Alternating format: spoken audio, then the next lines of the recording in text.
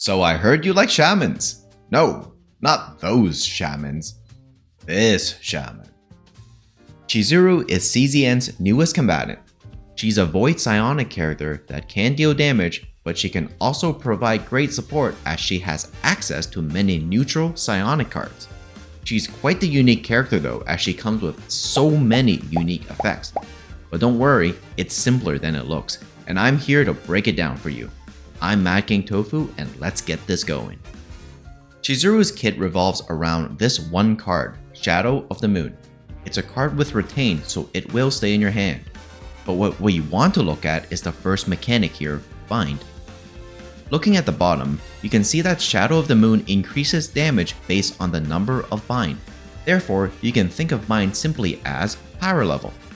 The more Bind, the more power, and the more damage you will deal. At 3 Bind, or 3 power, Shadow of the Moon changes to Shadow of the Moon Plus, giving more damage, more hits, and a small heal. At 5 Bind, you max out on power. Now if you think it will be tough to keep track of your bind, nope. The game does it for you with the top line on the bind description. When bind cards of this unit are in hand, it stacks into 1 card. So if you have 2 Shadows of the Moon, they will become 1 card with bind at 2. This makes it very easy to keep track of your bind level or power level. When you finally decide to play Shadow of the Moon, you'll do big damage and the bind resets back to 0, starting over again. So the question now is, how do we get bind? The concept is simple, but the game has many unique nouns, so bear with me. Chizuru has a card called Karmic Flame. It inflicts curse shackles, and to simplify, I'm going to call this curse. By cursing a target, you commit to that target. You curse anyone else, the curse moves, so multiple enemies cannot be cursed. Once cursed, any attack card used on the cursed target will give Chizuru a Will-O-Wisp stack per hit. So a card that hits 4 times will give her 4 Will-O-Wisp stacks. You can track the number of wisps under Chizuru's stress meter. When Will-O-Wisp reaches 5, she gets 1 Shadow of the Moon card, thus adding 1 bind. Will-O-Wisp then goes back to 0 and you start over again. To simplify, think of Will-O-Wisp as a hit tracker. After 5 hits, you get 1 bind, which means more power. To further increase her damage, Chizuru has Oni Hunt, Tsukuyomi, and Bound at Dusk.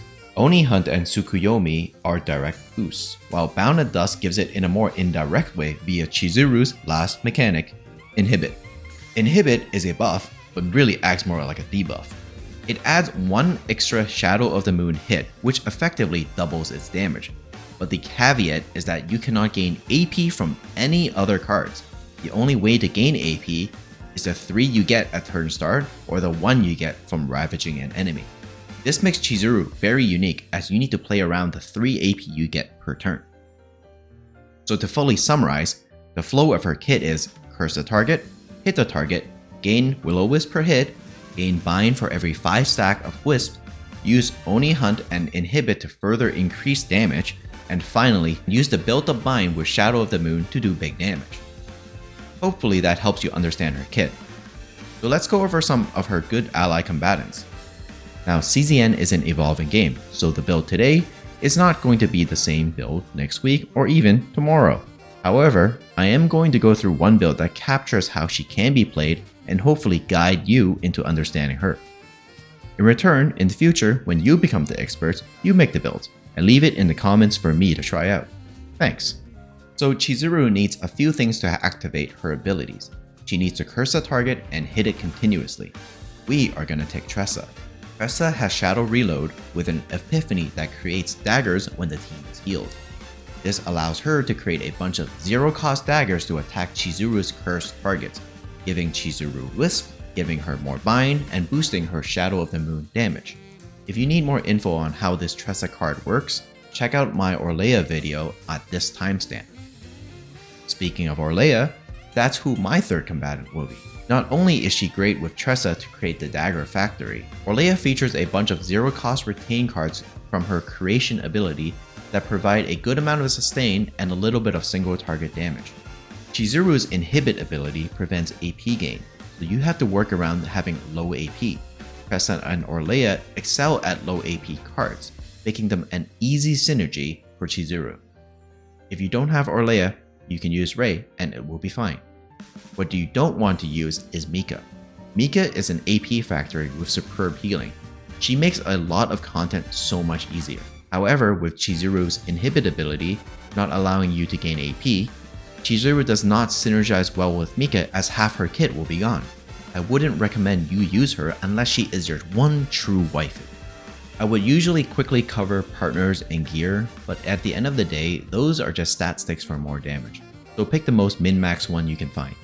I'm more interested in a variety of playstyles with different builds, rather than just making a percentage number going up. Therefore, I'll be skipping those and making this video a little bit shorter. And that's it for me. I'm Mad King Tofu, and I create short guides for gacha games. Subscribe if you like this type of content. Thanks for watching, and like this video or the only thing cursed will be your polls. Bye.